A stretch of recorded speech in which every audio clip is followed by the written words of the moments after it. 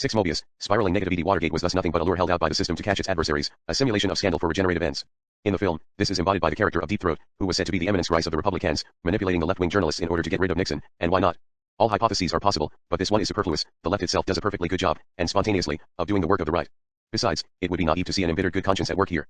Because manipulation is a wavering causality in which positivity and negativity are engendered and overlap, in which there is no longer either an active or a passive.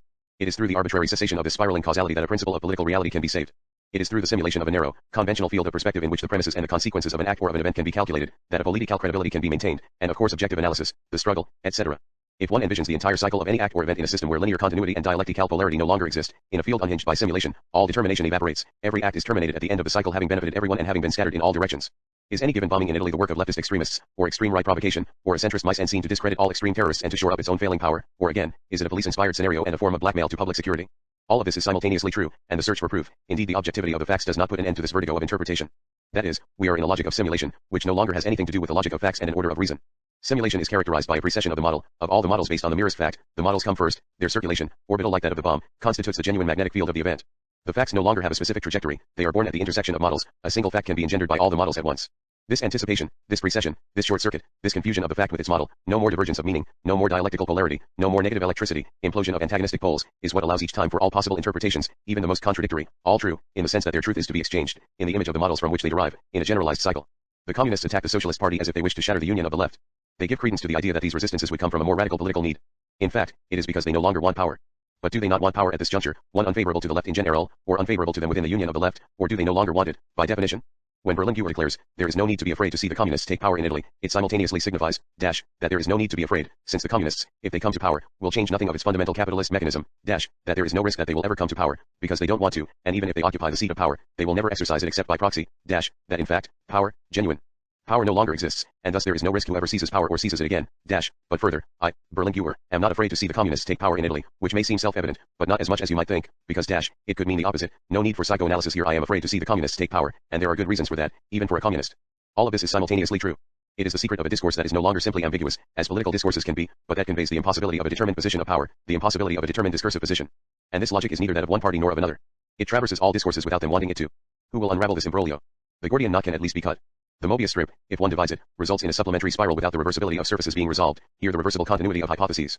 Hell of simulation, which is no longer one of torture, but of the subtle, maleficent, elusive twisting of meaning *4, where even the condemned at Burgos are still a gift from Franco to Western democracy, which seizes the occasion to regenerate its own flagging humanism and whose indignant protest in turn consolidates Franco's regime by uniting the Spanish masses against this foreign intervention.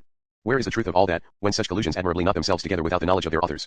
Conjunction of the system and of its extreme alternative like the two sides of a curved mirror, a vicious curvature of a political space that is henceforth magnetized, circularized, reversibilized from the right to the left, a torsion that is like that of the evil spirit of commutation, the whole system, the infinity of capital folded back on its own surface, transfinite. And is it not the same for desire and the libidinal space? Conjunction of desire and value, of desire and capital. Conjunction of desire and the law, the final pleasure as the metamorphosis of the law, which is why it is so widely the order of the day only capital takes pleasure, said Lyotard, before thinking that we now take pleasure in capital. Overwhelming versatility of desire in Deleuze, an enigmatic reversal that brings desire revolutionary in itself, and as if involuntarily, wanting what it wants, to desire its own repression and to invest in paranoid and fascist systems. A malign torsion that returns this revolution of desire to the same fundamental ambiguity as the other, the historical revolution. All the referentials combine their discourses in a circular, Mobian compulsion. Not so long ago, sex and work were fiercely opposed terms, today both are dissolved in the same type of demand. Formerly the discourse on history derived its power from violently opposing itself to that of nature, the discourse of desire to that of power, today they exchange their signifiers and their scenarios.